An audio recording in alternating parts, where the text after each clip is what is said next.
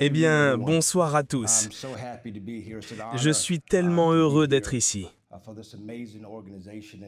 C'est un honneur d'être présent pour cette organisation extraordinaire. Je vais simplement vous laisser avec quelques mots, et je vais faire de mon mieux pour ne pas parler trop longtemps. Quand on donne un micro à un homme noir, un prédicateur noir, il arrive qu'on parle longtemps. Mais je vais essayer d'être aussi bref que possible. Je crois que nous vivons aujourd'hui un moment historique. En réalité, dans chaque génération vient un moment où la foi doit s'élever au-dessus de la peur, où des ponts doivent être construits à la place des barrières, et où les voix de la vérité doivent pénétrer dans les espaces où le silence a permis à la haine de croître. Je crois, mes frères et sœurs, que ce moment, c'est maintenant. En tant que pasteur chrétien, j'ai parcouru le monde pour rencontrer des dirigeants de différentes confessions et de différentes nations. J'ai partagé le pain avec des musulmans en Eswatini. J'ai prié avec des juifs en Ukraine. J'ai parlé de paix avec des gourous hindous en Inde. J'ai rencontré des responsables chrétiens en Afrique du Sud et me suis tenu épaule contre épaule avec des chefs spirituels venus de tous les coins du monde. Et s'il y a une chose que j'ai découverte, une seule, après avoir rencontré tant de personnes et tant de croyances différentes, c'est celle-ci: nous avons bien plus en commun que nous ne le pensons. Que veux-je dire par là? Nous voulons tous la sécurité pour nos enfants. Nous voulons tous vivre dans la dignité et dans la liberté. Nous aspirons tous à la justice, à la paix et au droit de prier sans crainte. Et pourtant, bien trop souvent, la peur obscurcit notre vision. L'un des mensonges les plus destructeurs qui circulent aujourd'hui partout dans le monde, c'est la croyance que l'islam serait intrinsèquement violent ou que les musulmans devraient inspirer la peur. Puis-je vous dire la vérité ce soir?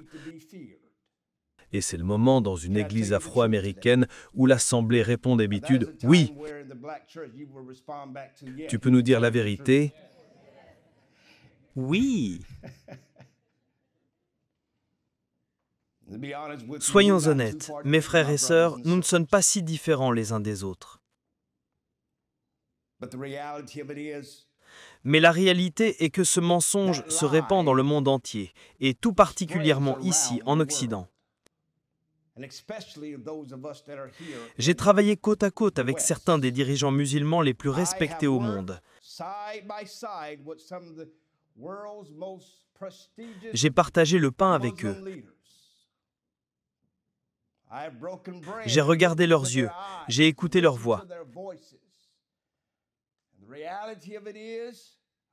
Et la réalité, c'est que je peux le dire sans la moindre hésitation, ce narratif est faux.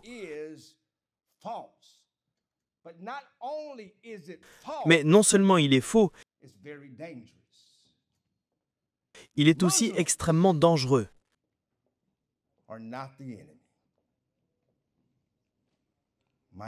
Les musulmans ne sont pas les ennemis.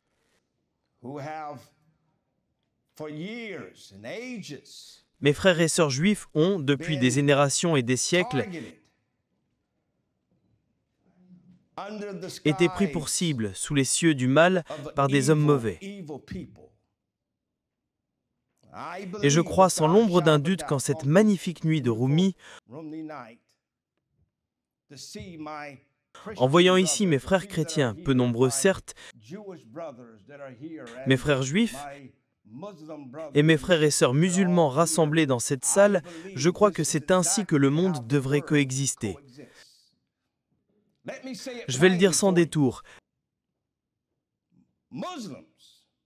Les musulmans ne sont pas des terroristes. Je dis cela en tant que conseiller spirituel du plus grand président de notre époque, le président Donald Trump. Et je crois qu'il s'est passé aujourd'hui quelque chose de presque magique. Je crois que tant que nous n'aurons pas cessé de nous concentrer sur ce qui nous différencie, pour enfin comprendre que nous désirons tous la même chose, la paix de notre vivant, la paix pour nos enfants, la paix et le droit d'adorer Dieu dans la liberté, dans l'esprit et dans la vérité. Je sais qu'il y a partout dans le monde des gens qui, sous la bannière du soutien à Trump, ont découvert que nous avions été trompés.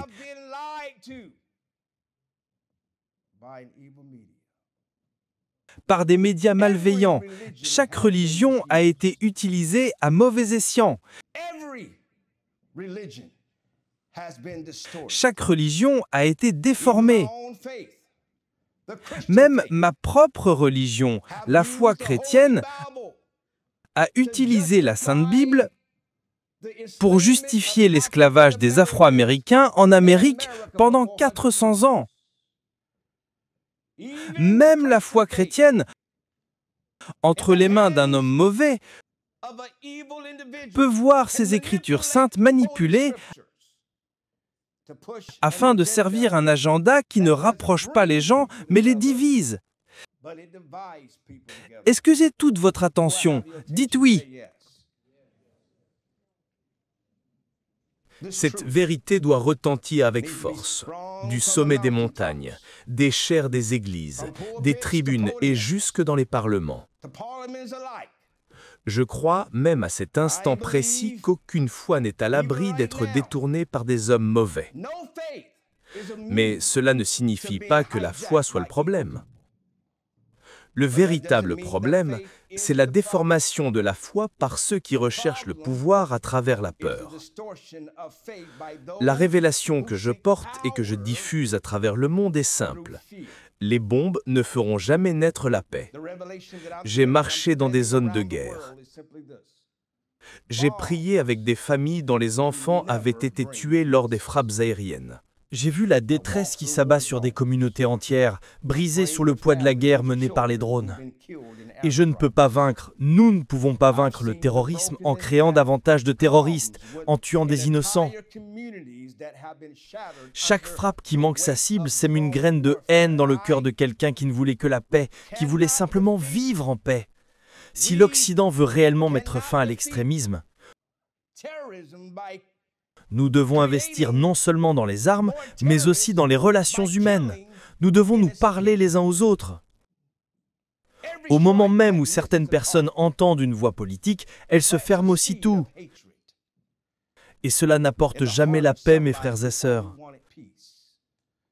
Je ne suis pas ici parce que cela pourrait être populaire parmi ceux d'entre nous qui se considèrent comme républicains ou même comme partisans de Trump. Je suis ici parce que c'est juste. Et je crois que lorsque nous cesserons de nous regarder les uns les autres pour voir ce qui nous rend différents, lorsque nous cesserons de chercher ce qui nous sépare et que nous irons vraiment à l'essentiel, alors vous cesserez de voir se produire des situations comme celle qui se déroule en ce moment à Gaza, un génocide qui a lieu à travers le monde. Il y aura davantage de personnes prêtes à dénoncer ce qui est mal et à parler avec courage. Voilà pourquoi je suis ici, mes frères et sœurs. Nous ne serons peut-être pas d'accord sur tout, mais sur un point, nous pouvons tous nous accorder. Les bombes ne feront jamais naître la paix. Je suis très fier qu'aujourd'hui un pas ait été fait vers la liberté.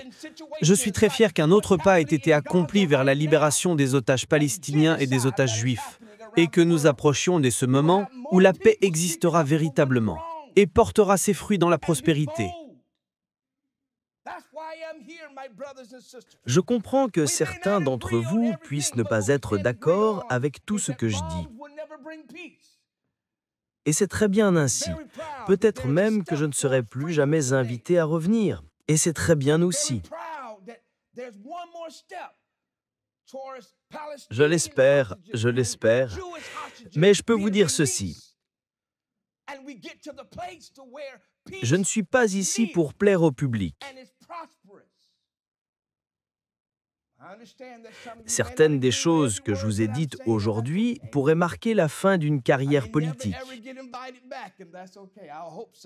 Mais je ne suis pas ici pour flatter qui que ce soit. Non, mes frères et sœurs, je suis ici pour défendre la franchise et le courage. Et cela m'est égal si ce que je dis ne plaît pas.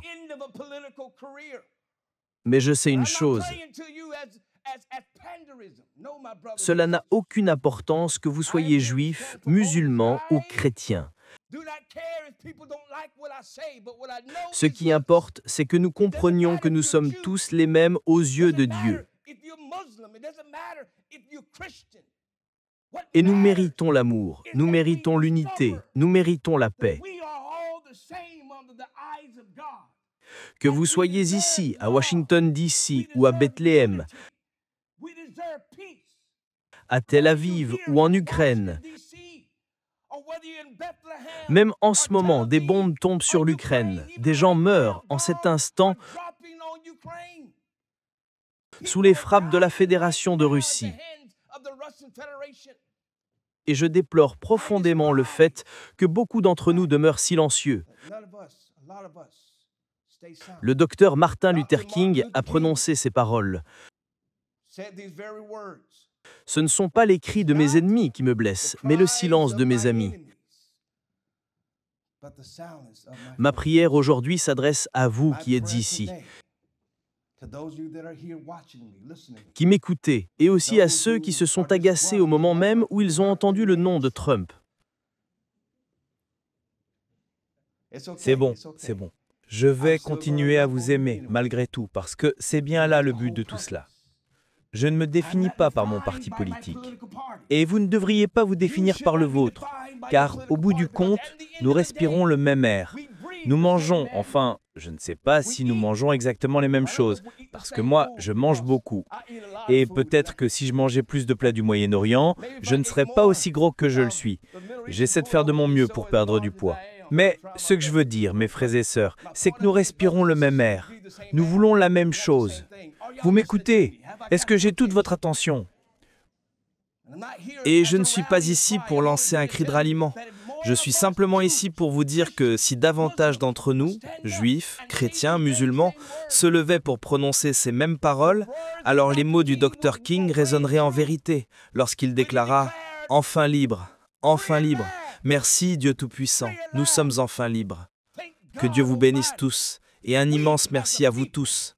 Je prie pour que ce message touche vos cœurs et vos âmes et que vous alliez au-delà de ce qui nous différencie pour comprendre que je peux ne pas être d'accord avec vous.